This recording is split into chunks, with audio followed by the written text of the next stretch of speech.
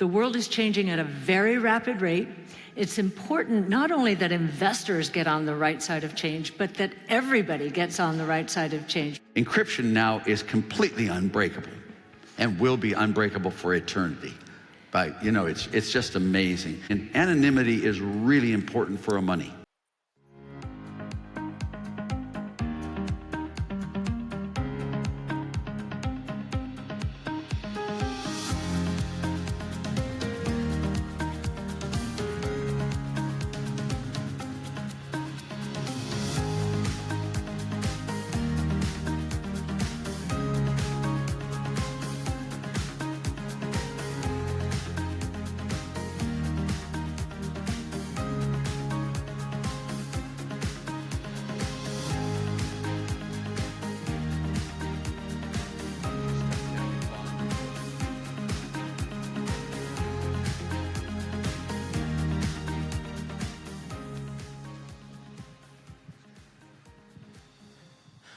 Please join me in welcoming Cathie Wood and Dr. Art Laffer.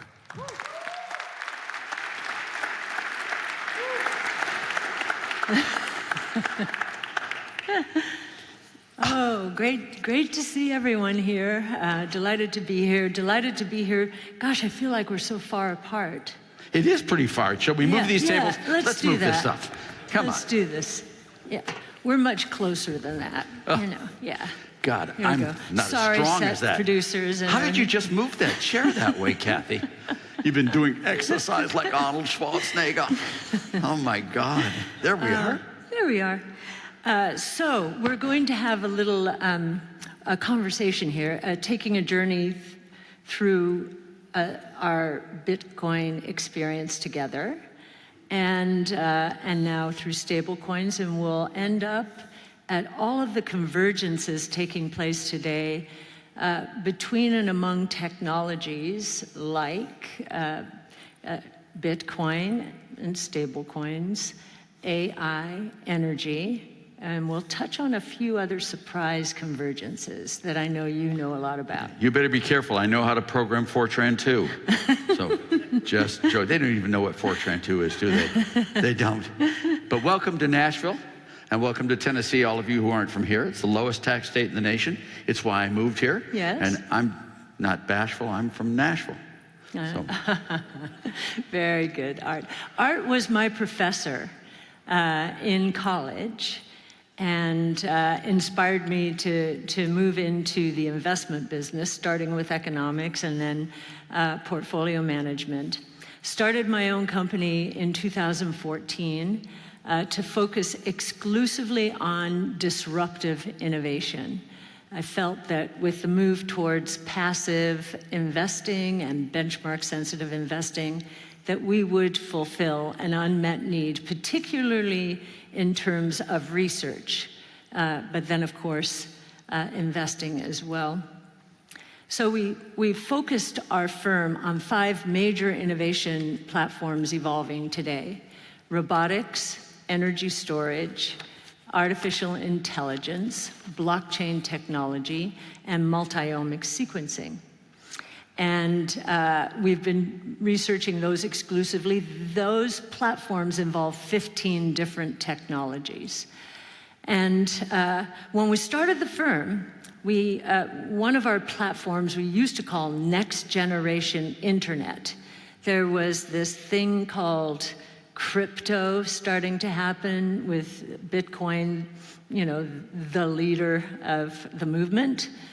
And then there was this, you know, breakthrough called deep learning in the AI space. That took place in 2012. But, you know, as I think one of the speakers earlier today said, you know, there have been a lot of breakthroughs and false starts in AI, and we were trying to understand Bitcoin.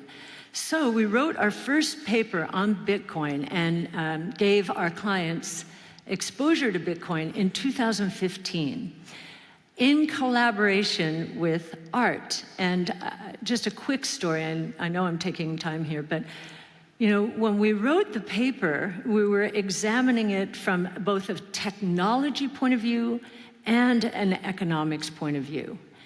And we thought we understood the technology, but I said, I really will not feel right about putting this paper out unless we collaborate with my professor, mentor, advisor, and friend.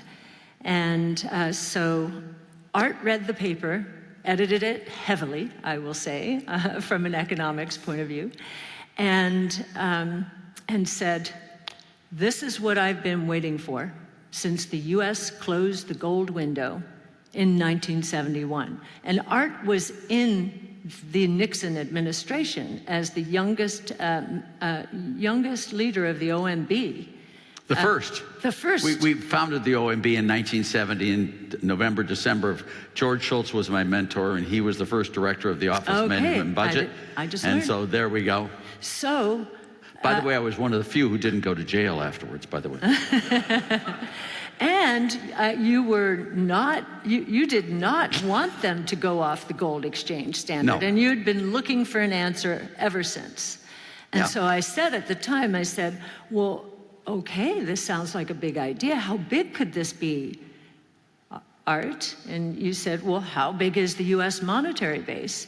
And back then, now, mind you, Bitcoin was at $250.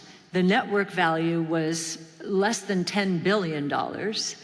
And Art said, the monetary base back then was $4.5 trillion. Today it's $7 trillion. And I said, wow, this is a big idea. And so that began our journey. And I'm just going to update. I don't know if you want to add anything more to that. Well, at some time you may, I'll give a little history on the but go ahead. No. Just when you're ready. I'm going to fast forward to recent months. And he made news even yesterday. It wasn't for Bitcoin, but it's in the space generally. I said, again, from an economic point of view, stablecoins. All right, this is very interesting. Back when we did the paper together, you said, well, global monetary system, I love it. Rules-based, fantastic. We need this, desperately need. Wrong rule. Now, he said wrong, it's a quantity rule of money, tops out at 21 million units. So it's great for store of value, no question about that. But to serve the means of exchange role of money, we need a price rule. And so we were grappling around that for years, literally, since then. And lo and behold, we start talking about stablecoins. This is a price rule, almost a price rule. We're getting there. And it's been very interesting to watch those who are in the Bitcoin space. We know, I think Adam Back is here. I met Adam. He was one of the original core developers, still is a core developer, I believe, for Bitcoin.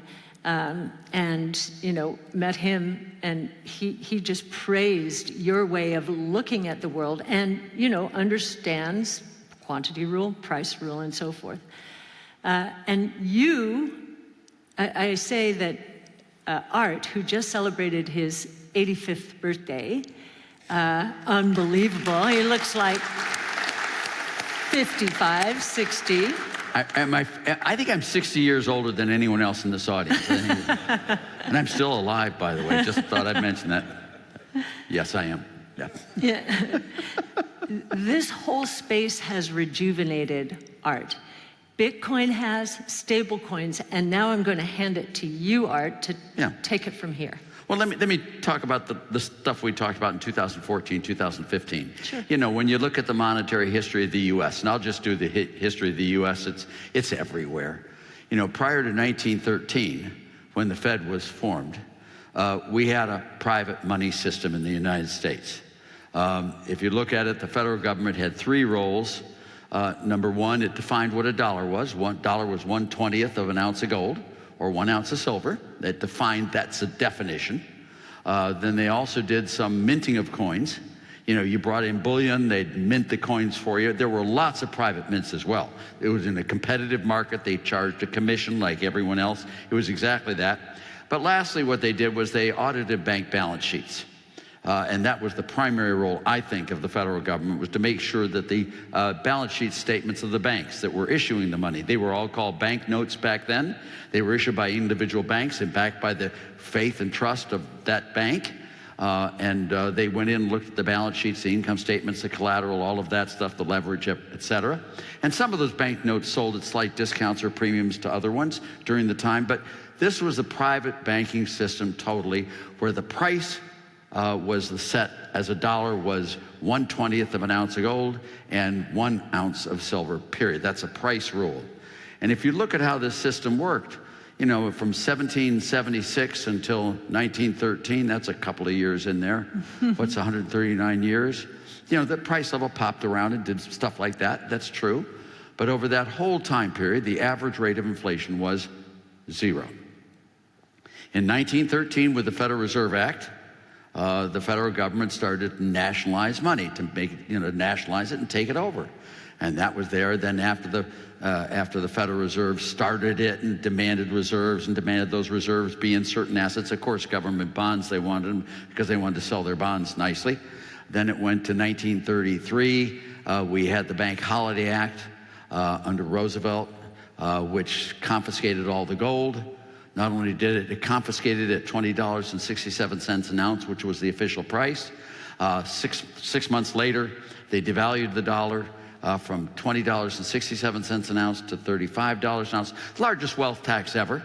And taking over of that, they had, I mean, we're the only country that prohibited the ownership of gold. I mean, it was just outrageous to my way of thinking. I don't know how you guys are, but, and then if you keep going, you can see the continuous process of nationalizing and taking over the monetary system. We had the interest equalization tax, the voluntary foreign credit restraint program, which was my dissertation, was on that. And then we went finally to the Smithsonian Accord, which was, I think, 72. And I was in the White House then. I was George Shultz's right-hand person back then. And that's when we broke completely all links to gold. It was now a totally unhinged paper currency and has been since then right up to the present. Now, let's look at that approximately the same time period as the one from 1776 till 1913. During that period, we've had bobs and they put in, the government took control of money to stop depressions. By the way, shortly after taking control of money, we had the Great Depression. We've had worse depressions ever than anything before. Now, we did have monetary collapses and panics, but that's not losing real value. That's just changing the hands and the ownership of assets. And after that, we had much worse economic calamities than before. And the average rate of inflation from 1913 to the present, price level has risen 33-fold. 33-fold. Money has become totally worthless, not worthless, but it has become greatly weakened. And what I was talking about with Cathie at the time was the private market should be trying to seek out an alternative that doesn't have the same problems that unhinged paper currencies do. And that was when I heard about Bitcoin and heard explanation of what it was. Bing, a button thing. My one problem with that was that it's not a price rule, it's a quantity rule. It's Milton Friedman rather than me and Mundell. Okay, and you need a price rule because what people care about is stability of prices, not the quantity of dollars in the system. I mean, and so when you look at it, they needed a price rule, and I didn't know how we could move from Bitcoin to a stable price rule, and lo and behold, Cathie comes and tells me all about stablecoin. Right. Well, woohoo, we've hit the, I mean, this is the whole evolution of why I am such a fan of crypto. I'm such a fan of this area, is I think it's the private market's attempt, and I think it's going to be successful with this administration especially, but the private market's attempt to allow the private sector to have money and define it and get a stable, valued money for people to hold and transact with. So there are two major stablecoins right now. Tether, outside of the US, is dominant. The two of them control 90% roughly of the stablecoin market. Tether outside the US, Circle inside the US. Do you think this is going to be, because of network effects, winner take most opportunities? This is where sort of the private money that you described earlier in our history. I don't necessarily think that's going to happen. I mean, but there always are companies on the side that can move into that space very quickly. Now, what we talked about with Tether, we talked about with was Paulo, one of the co-founders. We talked with him, and Tether hits a very, very important niche in this market of people in like Central Africa and Turkey and places where they don't have, and they want a dollar. They want some transactable currency, and it's really hard to have $100 bills and taking, it just doesn't work there the way it does in some other places. So what they've done is with Tether is they've provided a very secure, proper way of holding dollars, and it's got very, very large margins. What they do is they take those deposits and then buy treasuries with them, and they have them guaranteed in that way. And the profits from that are very high, but they're serving a very small niche market, which is extremely important. That's not the developed country world market, though. That's where the differences come. Yes, the way you describe that to me is Tether is really, substituting for barter. Yeah, it's substituting for barter. Exactly, that's what it is. Yeah. But you think for example, the various banks will start issuing their own stable coins. I don't see why not. It's got, if you look at the margins on Tether, I don't know if they report balance sheets and income statements anywhere, but you don't have to look too hard to guess the profit levels. Yeah, they made $13.7 billion in profits last year. And what are the costs? Maybe not quite zero, they have $3.86. 95% margins. Huge profit margins there, which will attract competitors.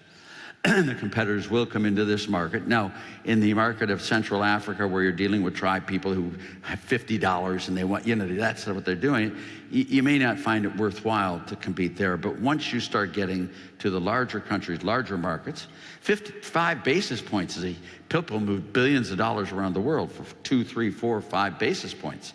So that's where the competition is going to get very strong. And you're going to have some competition in the Tether market in less developed areas. And then you're going to have really strong competition, I believe, in the developed markets. And it will replace the dollar, it will replace the mark, it will replace the euro. All these other currencies. Have you ever known a government-run industry that does well? Besides the post office? That's a joke. Come on. TVA just was on stage. Huh? TVA was just on stage. TVA? Tennessee Valley Authority. Nuclear. What about TVA? I don't know. I was just letting one of you my know, good friends is now on the audience. board of TVA, so I've decided to not bash it anymore. Just to, I don't know if any of you from Nashville or our area here, Lee Beeman. Yeah, any of you know Lee Beeman? He's one of the greatest guys around. Beeman Car Company, and he's on the board of, Trump just appointed him, so. Very good. So I now speak highly of TVA, and my daughter works there, granddaughter works there, so that. Oh.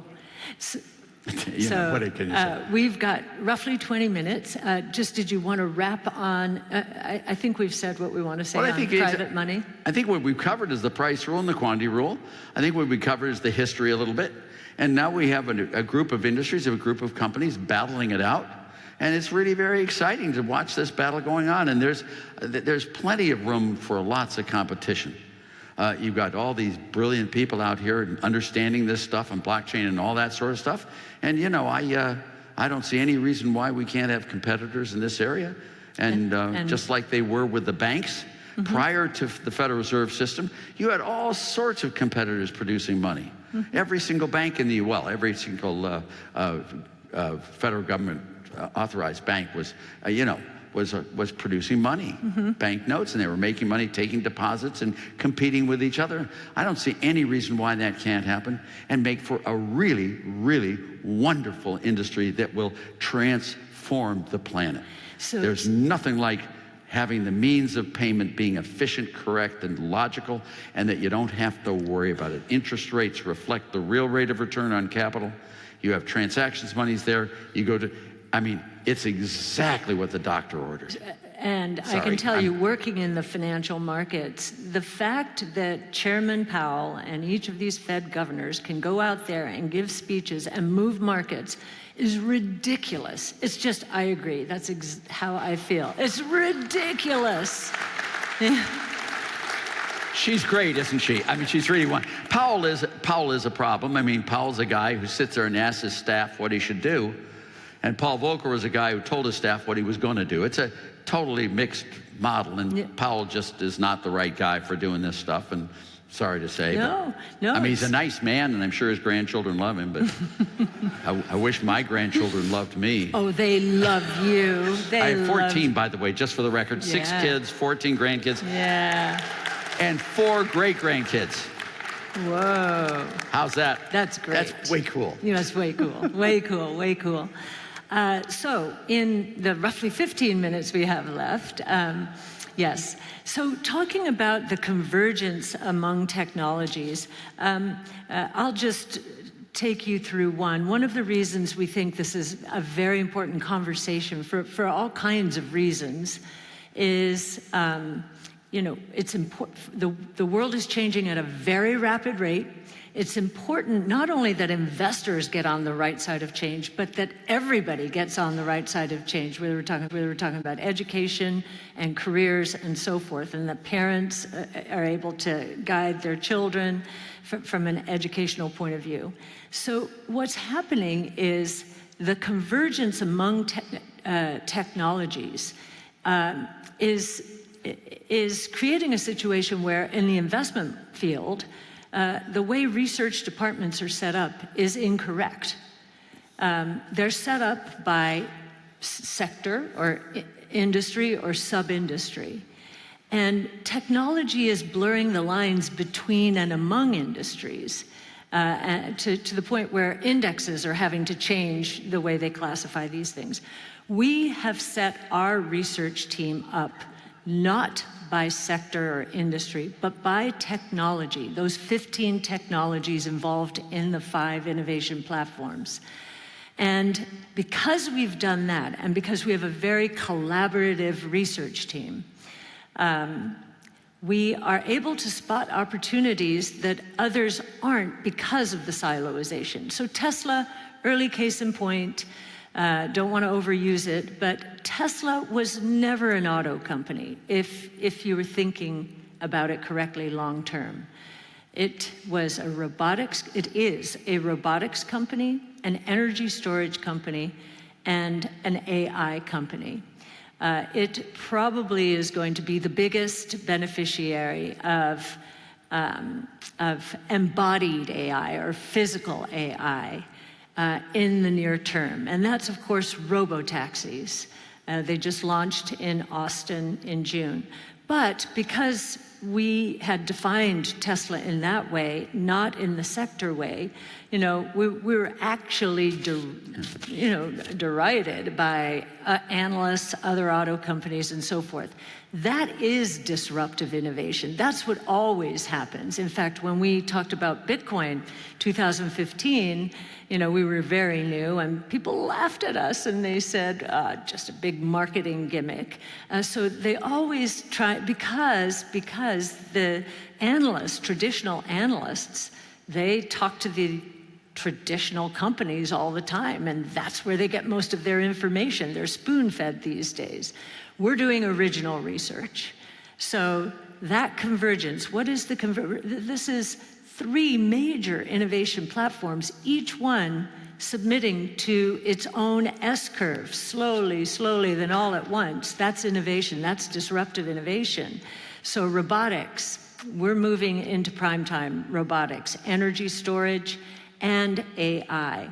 3 different S-curves feeding each other.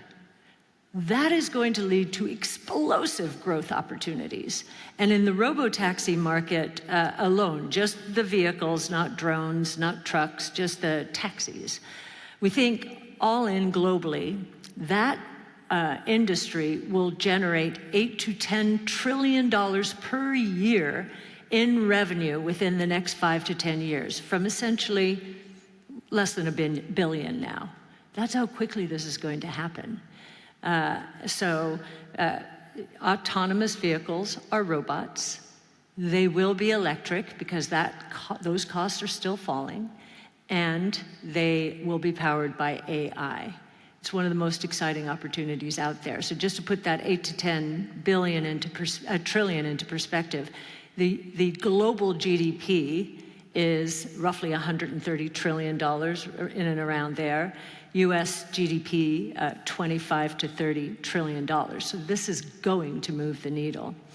So I don't know if you want to say anything about that. Just on the Tesla thing, I mean, when I look at robotics in cars, to me it means that you wouldn't have to own a car. I mean, you may want to own an old car to fix it and all that, but you can have these cars operating nonstop all day long with all sorts of people, like Uber or like any of this stuff, just have an ownership thing. Yes. And you know, it can reduce the number of cars in the US by a factor of 5.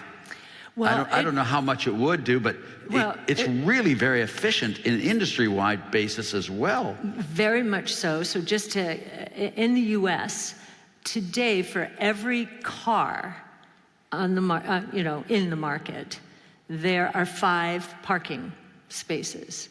If we were to go completely autonomous, we'd just need 1.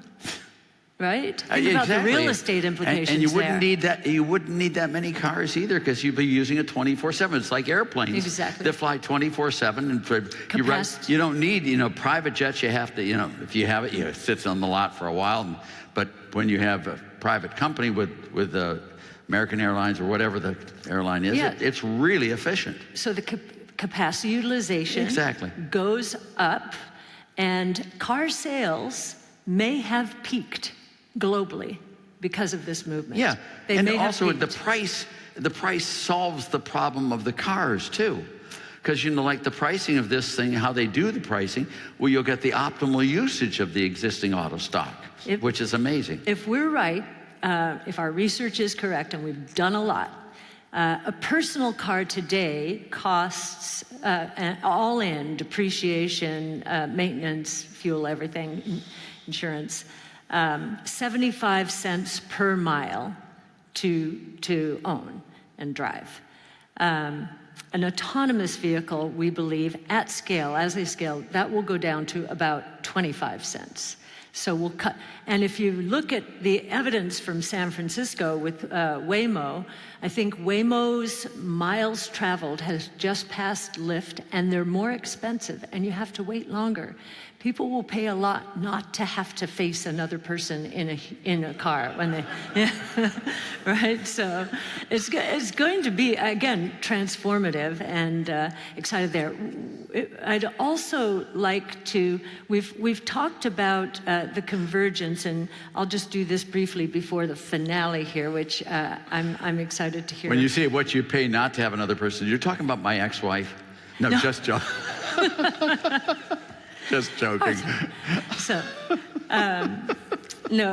just in terms of Bitcoin and I'll say stablecoins, and this notion of agentic AI, we're going to, I do not like shopping. I'm not normal, I understand, but I do not like shopping. This concept of agentic AI, that knows exactly what I want, what I look good in, and I have to feed it a little bit. We're going to move into a situation where my assistant, my digital assistant, is going to do my shopping for me. And a lot of the transactions, the payment systems, are going to be stablecoin driven. Bitcoin, I know, will be a part of the equation as well. So I think that convergence is, it's beginning to dawn on all of the payments companies. We're seeing a real scramble, and I think the let me take you on some of the stuff that you did that I've taken advantage in. I mean, Illumina, all the stuff in biology and all the CRISPR stuff. Cathie, she's completely my financial advisor. She tells me what to do, and I say, yes, sir. Ma'am. I'm not allowed to give advice. Huh? I'm not allowed to give advice. I just watch your, I watch your screen. I just look at what she publishes out there. She tells you what she buys, what she sells every single day. We're very transparent. Duh, how do you get better? We when you find out holdings. what someone buys, it's pretty good advice that they like it. I just That's right. Just suggesting. We post our holdings at the end of every day. We give our research away. We are very different. That's what I meant by advice. Thank you. Yes. If you look at what's going on in immunology, you look what's going on in protein research, this is where AI is going to be phenomenally valuable. I mean, this protein stuff, if any of you are following all that, the stuff there is just amazing. Can I set it up? This is what I was going to do for you, Art. This last convergence. How many cells does each one of us have in our bodies? Yeah, a lot. What is it, 7 trillion? 35 to 40 trillion cells. 35 to 40 trillion, and now we have something called single cell sequencing. We're able to sequence every cell in the body.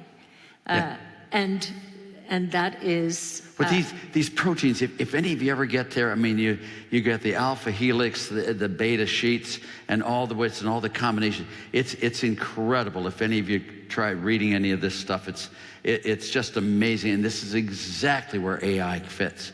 And it's exactly where computational technology I mean, all these silly things are glowing in the dark down at the bottom of the ocean, and the stinger of the cell, poisons, and it's just everything is protein-based. Yeah. And yes. You see the ribosomes and how the ribosomes come together, how do they make the different proteins, how they get their mRNA to give the instructions to the DNA, and then this stuff is just, I mean, and you're on top of all this. If any of you have watched Cathie do her research, it's incredible the team she has. And yes, our this team. is something she teaches me every day. She calls me her professor. Well... Just the opposite, by the way. No, when I was going to start ARC, I consulted with Art, and I told him this idea. And when I started talking about, at the time we called it the genomic revolution, now it's the multi-omic revolution, DNA,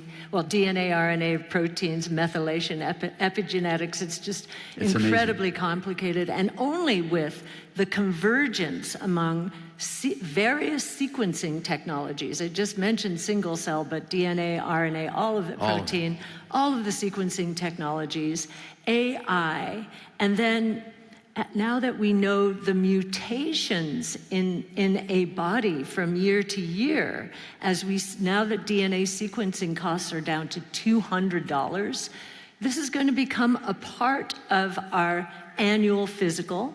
We're going to be able to identify mutations from one year to the next. Mutations, as we age, we get more mutations. So we'll find them out. And now we have, because we can find the mutations, we couldn't do that before. We really couldn't. This is only happening now. We have something called CRISPR gene editing, which is already starting to cure diseases. What is it doing? It's basically, a mutation is a programming error. It is editing. It is editing out that error. Well, the CRISPR just cuts the gene connections there, AGDTC, and the CRISPRs do it, and it developed biologically over 4 billion years. Yes. 4 billion years with bacteria fighting viruses, and all of these things developed that way. Now we can do it ourselves. Yes. And can I brag on you for one thing? We've got 4 minutes left, Cathie. You were lecturing me a second ago of how many minutes? Sorry. No, I'm joking. Okay. Yeah. Cathie was the first person in the U.S. to do a actively managed STR. Equity ETF. ETF, sorry, not STR, ETF. First one to do that. So on a personal level, you're a creator as well, not just your research. It's just amazing.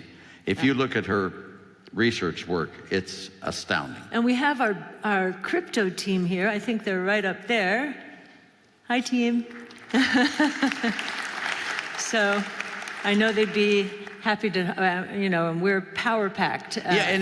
All this stuff on crypto, which they use crypto, and I love the word crypto, it's encryption, which if you start looking at modern style encryption, we have the technology now to literally encrypt transactions so that it is never known the origin or source of any of that. You can do it with prime number series there. If any of you read the book, I can't remember the book I sent you, what the title was. But I think it was anyone encryption. sends me an email, I'll give you the book on that. But encryption now is completely unbreakable and will be unbreakable for eternity. But, you know, it's just amazing. You don't think that quantum computing is going to break it? No, quantum computing is why it won't be broken. Right, and I mean, you that's can just what do the some of the quantum computing developers- now. I mean, you can get that, so it's literally impossible to do sorts and find it. Just impossible. So, and each person has their own code, the people you want to deal with, you deal with it, and you can have it listed. I mean, you can have 5,000 separate codes to deal with 5,000 separate people, or with groups, or whatever. It's just amazing, and anonymity is really important for money. You don't know where your dollar bill came from. You don't know where it's going. It's private. You'd have no. It's really important that people be able to transact with each other in privacy without someone else being able to. I mean, that is the ultimate thing there, and we have the technology now to do that. And that's why I'm so excited about all the stuff you kids are doing. Yeah, well, what's interesting, so I started to tell this story a little earlier, but I went to Art and said, what do you think about this idea? And it wasn't just the active equity ETFs, it was just focusing on these 5 platforms, 14 technologies. I only knew Art, and I've known Art since 1976 now, right? I've known him that long. I did not know how much he knew about what we were calling genomics, encryption technology, as we started talking about Bitcoin. I mean, just so, and so he said, yes, you have to do it. And here we are. Well, how can someone not know about that? That's the only thing we've got in this world is this stuff. It's just that you uncover these secrets of the universe by doing research and work in this area. It is the opening in the sky of the eye to the origins of the universe. It's just spectacular. Quantum physics. I mean, if you don't really study that and look at Sean Carroll's 3 books on quantum physics, if you don't read that, I don't know what you read that makes life. So this is, and the research we do is such a joy. It is a joy to do, I mean, to learn. I said this when I got into the business, but what has happened to the financial world, and I don't know when it's going to end, the pendulum has swung so far to passive, which is all backwards looking, passive or benchmark sensitive, hugging benchmarks, that the research that I started doing at Capital Group, you introduced me to Capital Group, got me into the business, that's where I said, wait a minute, you pay people to learn like that? I have been like that my entire career, and I feel like the financial world has gone so quant that it's lost the plot. But we're bringing it back. We're bringing it back. And thank you, Art Laffer. You're the one. Yeah. Anyway, thank you. Did we get up and leave? I think we get up and leave. Thanks for being here in Nashville, everybody. It's really lovely having you. Thank you.